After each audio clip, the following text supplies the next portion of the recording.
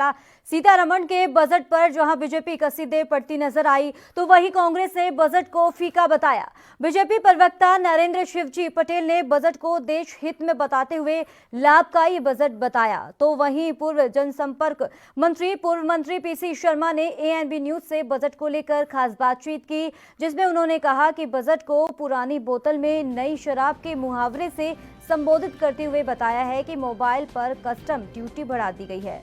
लोगों को राहत जब मिलती तब पेट्रोल डीजल के दाम कम होते। किसानों के लिए कोई राहत नहीं है। कृषि के लिए राहत होती तो इंडस्ट्री की हालत ठीक होती। साथ ही उन्होंने ये भी कहा कि इस बजट से घरेलू महिला की कमर टूट गई है।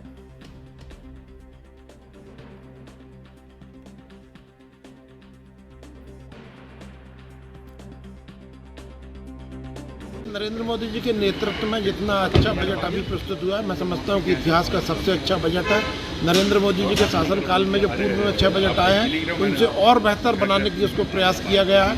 जिस तरह से अवसंरचना की बात की गई है, स्वास्थ्य की बात की गई है, शिक्षा के लिए प्रावधान किए गए, तो मैं समझता हूँ कि नरेंद्र मोदी जी की सरकार ने जो आम नागरिक की चिंता की है इस बजट में, तो जिस तरह से स्वास्थ्य के लिए पहले केवल 93,000 करोड़ रुपए खर्च होता था, जो आपको लगभग 2.3 लाख करोड़ रुपया खर्च होगा, जिसमें 137% वृद्धि हुई है। इन्हें 2.5 गुना बजट में वृद्धि स्वास्थ्य में हुई है। मैं समझता हूँ कि इस तरह से आम नागरिक को इसका लाभ मिलने वाला है। कोविड-19 वैक्सीन के लिए 35,000 करोड़ रुपए का प्रावधान किया गया है, तो जिससे लगता है कि लगभग देश के प्रत्येक नागरिक को मुफ्त में वैक्सीन प्राप्त हो जाएगी, ऐसा प्रतीत हो रहा है।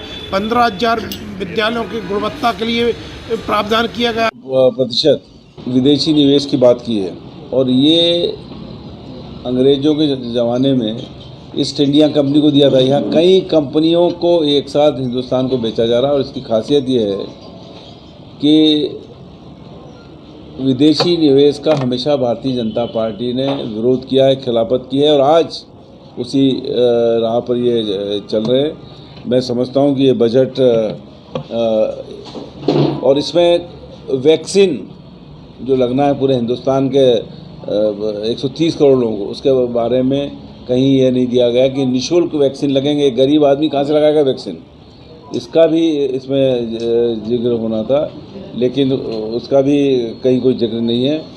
100 सैनिक स्कूल खुलेंगे, वो एनजीओ को दिए जाएंगे।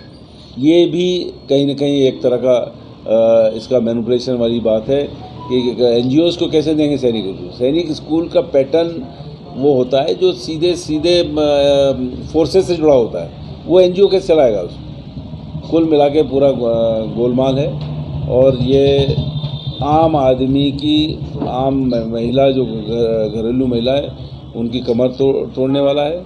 जो गरीब लोग हैं, मध्यम वर्गीय है, उनकी कमर तोड़ने वाला है। इसमें कहीं कोई राहत नहीं दी गई, जबकि बड़ी उम्मीद थी कि इस बजट से देश आगे बढ़ेगा, लेकिन मैं समझता हूँ इससे फिर पीछे देश के कदम है। जो किसानों को कोई फायदा नहीं मिला, विपक्ष पार्टी कह रही है। बजट पेश होते के साथ ही लगातार इस पे सियासत गरमाती हुई नजर आ रही है। बीजेपी को लगातार घेरती हुई नजर आ रही है विपक्ष पार्टी।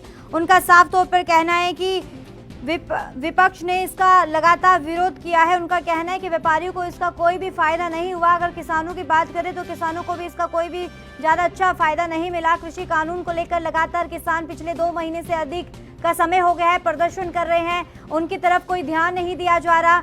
और आपको ये बता दें कि तो इस पर तमाम जानकारी देने के लिए हमारे साथ संवाददाता शैलेंद्र जुड़ गए हैं। शैलेंद्र, कल वित्त मंत्री ने बजट पेश किया है, पूरे देश की निगाह थी, लोगों को उम्मीद थी कि उनके हक में ये बजट होगा और उनको कोई ना कोई फायदा होगा, लेकिन उनसे हटके ही देखने को मिला। और इसी के चलते अब जहां से बजट पेश हुआ है तो वहीं पर सियासी घमासान भी शुरू हो गया है। एक तरफ बीजेपी इसको अच्छा बता रही है तो दूसरी तरफ लगातार विपक्ष पार्टी इसका विरोध करती हुई नजर आ रही है।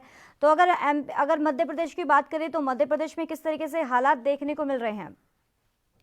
जरूर कर बता दूं कि मध्य प्रदेश में कोई बजट के लिए कोई एक बड़ी सौगात ना मिलने के चलते युवाओं और जो एम्प्लॉय कर्मचारी है कंपनियों के तमाम, और उन लोगों में निराशा देखने को मिली। तो कई उद्योग धंधों पे व्यापारियों से बात की तो उनको भी कहीं ना कहीं एक समर्थन ना दिखते हुए निराशा ही सामने। लेकिन वही अगर बीजेपी की हम बात में करें तो यहाँ पर बीजेपी को लगातार बजट को लेकर कसीदे पढ़ते नजर आ रहे हैं और ये विकास के जो दावे इस बजट में किए जा रहे हैं उसको कहीं ना कहीं देखने में ये भी आता है करिश्मा कि उनकी नजर में बजट बहुत अच्छा है। वहीं कांग्रेस ने इसको कई संज्ञान और मुहावरों से भी इसको नवाजा है और बजट को फीका बजट बताते हुए यहाँ पर बात की है। करिश्मा, चलिए, बहुत बहुत शुक्रिया तमाम जानकारी देने के लिए।